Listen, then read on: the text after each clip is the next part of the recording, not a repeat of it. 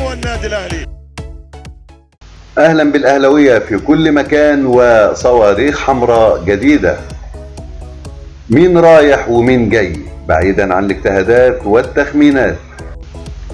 في الفقره دي هرد على اسئله الاهلاويه والاجابه بالطبع بناء على معلومات مؤكده بعيدا عن اي اجتهادات. نروح لاول سؤال: هل مؤمن زكريا وقع لبيراميدز؟ مؤمن لم يوقع حتى هذه اللحظه لا للاهلي ولا لبيراميدز. طيب ايه موقف ناصر ماهر؟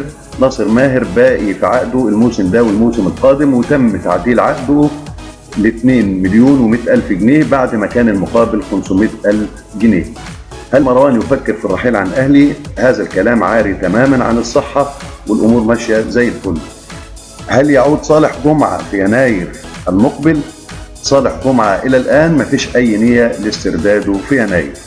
ما هي صفقات يناير؟ صفقات يناير الكلام كتير عنها، لكن الحقيقة المؤكدة هي اللي هقولها لحضراتكم. حسين الشحات في الصورة. الموضوع متوقف على المقابل الكبير المطلوب. بيراميدز حاول يخطف اللاعب، لكن الشحات قالها صريحة: اللعب في مصر للأهلي فقط. طاهر محمد طاهر مهاجم المقاولون العرب في الصورة. محمد حمدي لاعب انبي بالفعل الأهلي اتكلم عليه، لكن إدارة انبي لم تبدي تجاوبا حتى الآن. كارتيرون طلب ضم جناح ايسر مميز، لكن ده هيتم فقط اذا طال غياب اجاييه او رحل مؤمن زكريا. في بقى صفقتين من العيار الثقيل فعلا بيسعى الاهلي لضمهم، او واحد منهم على الاقل في يناير، وفي الوقت المناسب هنقل لحضراتكم الخبر اليقين، لان ما ينفعش اننا نكون سبب في اي ضرر لنادينا الحبيب. ده كل شيء عن الصفقات بعيدا عن الاجتهادات والبحث عن رفع نسب المشاهدة بخداع الجماهير. في أسطورة اسمه النادي الأهلي. باشا مبدئيا اصلا الاهلي لو هيلعب في تل ابيب انا هشجع تل ابيب. دي قاعده حياتي. ايه المشكله؟ انا زملكاوي عايز الاهلي يتغلب وبشجع الوداد. الزملكاويه يكشفون عن سوءاتهم.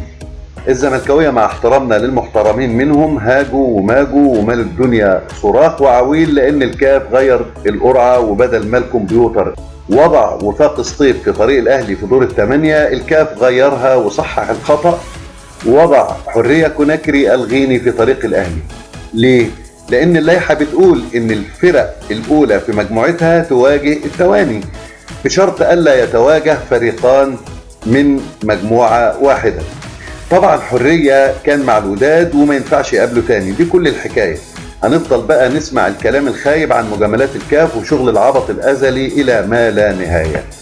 اللي ما يعرفوش الزملكاوية اللي زعلانين قوي إن حرية الغيني أقوى من وفاق سطيف بالأرقام، لكن الظاهر زي الأهلاوية الظرفاء ما قالوا إن الزملكاوية نزلوا العتبة واشتروا فانيلات ووفاق سطيف عشان يشجعوهم ضد الأهلي، ولما راحوا يغيروا الفانيلات طلع الراجل اللي بيبيع أهلاوي ورفض تغيير الفانيلات. للاسف كتير من الزملكاويه شاغلين بالهم بالاهلي اكتر ما هم شاغلين بالهم بتشجيع فريقهم. ربنا يشفي واكتر من كده وبيزيح ربنا.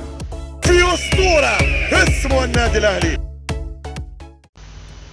الى متى يبقى الاهلي غريبا في بيته؟ في شهر مارس الماضي واثناء مباراه الاهلي ومنانا الجابوني في دور ال 32 حدثت بعض المناوشات من قلة جماهيرية لا تتعدى أصابع اليد الواحدة. أنا متيقن إنهم كانوا ملتسين بين الجماهير بدليل الفيديو اللي هتشوفوه دلوقتي، وهتلاحظوا إن جماهير الأهلي الحقيقية كانت منشغلة أثناء الحدث بتشجيع الفريق. نشوف الفيديو مع بعض.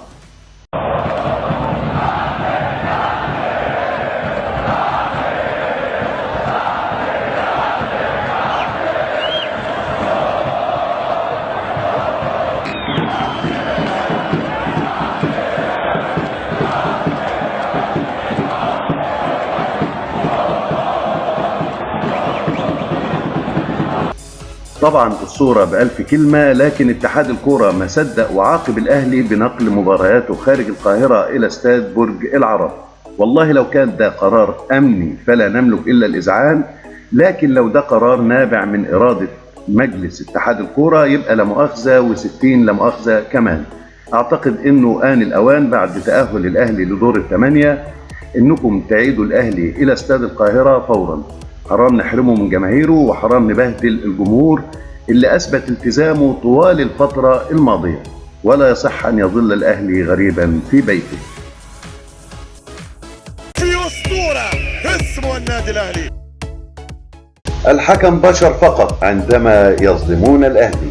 البيان القوي اللي أصدرته إدارة الأهلي عامل رجة في اتحاد الكورة ولجنة الحكام اللي ما عندهاش غير رد واحد، وهو إن الحكم بشر والأخطاء وردة. والله الحكام بوخوها قوي مع الأهلي والأخطاء ما بقتش وردة، دي بقت نجاة وفايزة أحمد. المهم كلنا كجماهير خلف مجلس الإدارة اللي تم اتهامه بالضعف، لأنه ما كانش عاوز ينزل لمستوى المهاترات ويرد على كل تافه عمال يتطاول على الإدارة. بعد البيان ده الإدارة أثبتت إنها إدارة محترفة وبتعرف إمتى وإزاي تدافع عن حقوق النادي بعيدا عن الجعجعة الفارغة. أما الرد على التطاول والمهاترات فدي بقى سيبوها على الله ثم علينا وعلى جماهير الأهلي اللي دايما بقول عنهم إن هم أعظم جمهور لأعظم نادي في الكون. وفي النهاية بنقول أنا الأهلي أسد الميدان ومن قدي، فارس وكسبان ولو الكل كان ضدي، تاريخ وبطولات وأجمل الحكايات ومن يكتب عنه التاريخ من بعدي. في أسطورة اسمه النادي الأهلي. إن أعجبك الفيديو لا تنسى الإعجاب والاشتراك في القناة.